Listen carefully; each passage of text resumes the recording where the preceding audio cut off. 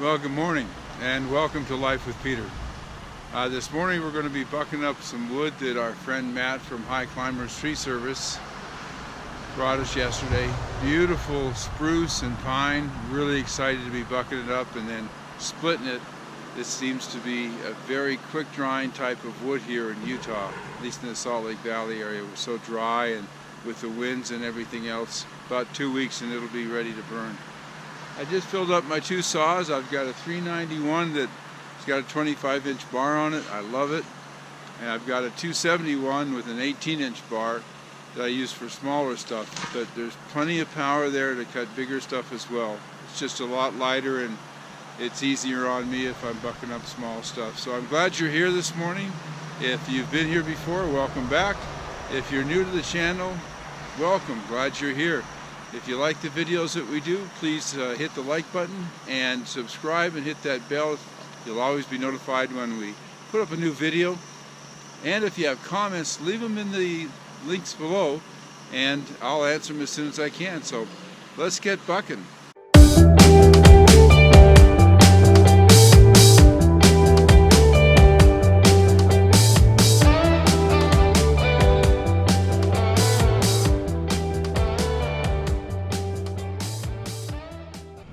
So just to start with, there's a couple of safety things that I want to go over and tools that I use when I'm bucking up wood.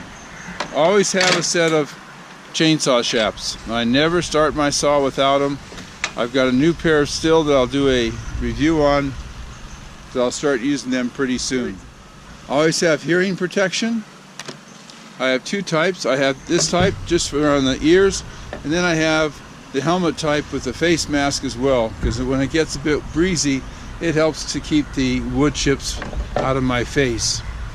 I always carry with me my Forester axe. It's a still, and I use that quite a bit, especially if I'm bucking and I know that there's going to be a close of the kerf. I can stick that in, especially from the top side with a wedge, and that way the kerf stays open and I don't have to worry about it closing up. This is my measuring bar. It's 16 inches. It's got a magnet on one end. I stick that on the bar either side, and then I just go down the log and I mark out 16 inch because we cut everything 16 inch or thereabouts as close as we can for firewood. So I'm always using that. I've got different belt containers. This one holds wedges if I want it to. I've got larger wedges. That's a feller's wedge. I don't use that much around here unless I'm cutting really big wood. And a smaller wedge compared to my other one here. And then I always carry files for the different size chains. These are excellent. They're from steel. You can't go wrong. They're easy to use, and I'll show you that later on. I always carry my chainsaw tools, carry them in a little pouch that I can carry them in easily. They just fit right in there, and I have one for each chain because both chains have a different size chain to them. If I need to, I've got a chainsaw vise. I just stick that in the stump, then I can tighten it with this knob here to hold it steady while I tighten it up. I always carry extra oil, my oil can. This is for my axe if I want to carry it with a belt like this. Then I can carry that axe on my back. It's always out of the way, but always handy. So some of the tools that I carry, big believer in safety. because a chainsaw is unforgiving. And I wear a good pair of leather gloves, and as soon as they start to get worn, I change them out. So this is wood that Matt brought us about a week ago, and we've been cutting it up and bucking it up. It's some beautiful spruce, and it runs about 25% moisture in the very center when we split it. So in that case, what we'll do is we'll buck this into 16-inch lengths, then we'll split it into firewood sized pieces, stack it. About 2 weeks later, we'll come back and we'll take a couple of those pieces, split the pieces again, and if the inside of those pieces are less than 20% moisture, we'll go ahead and sell them. So you can see this is still quite a bit of wood that we have here that Matt brought us, it must be 10 days ago. And we've been working pretty hard on it, although we were on a bit of a vacation for a few days. And this is more wood that he brought as well. And this is a trailer load that he brought yesterday. Some of this wood here, you can see, it's just beautiful. It's spruce and it's pine. We don't often get a lot of that here in the Salt Lake Valley. We often get the deciduous hardwood trees. But these softwoods will be a great addition to our firewood piles. We put them in bundles, we put them in bins. It's the only two ways we sell them, for $6 and $50. I'll show you that later on. But these are just absolutely perfect size for splitting. And I always wear safety glasses. Even when I wear the one with the face shield, I always have my glasses on underneath.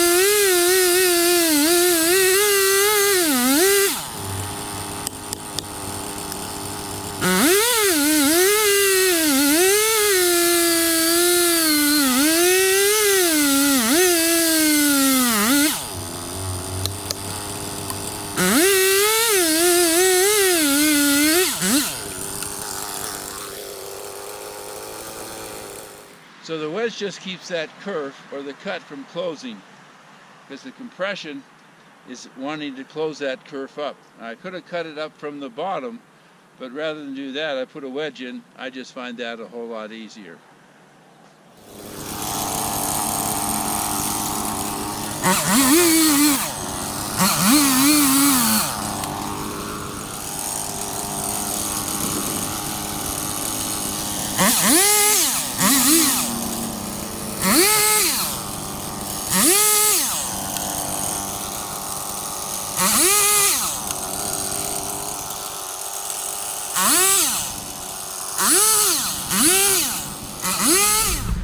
We got some wood buck this morning.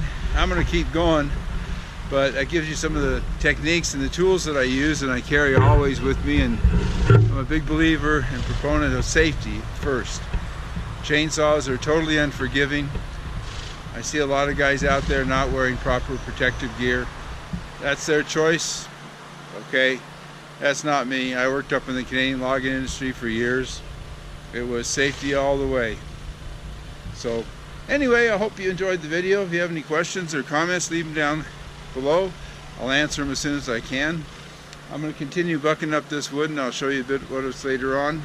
And I'll show you also how I just quickly sharpen a chain every time I fill it with gas.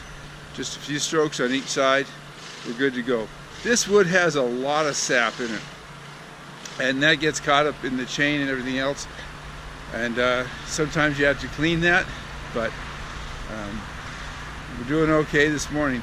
Probably going to get out the smaller saw and get some of these smaller pieces so that my wife can be splitting the smaller pieces. So thanks again for being here with Life with Peter, and we'll see you on the next video.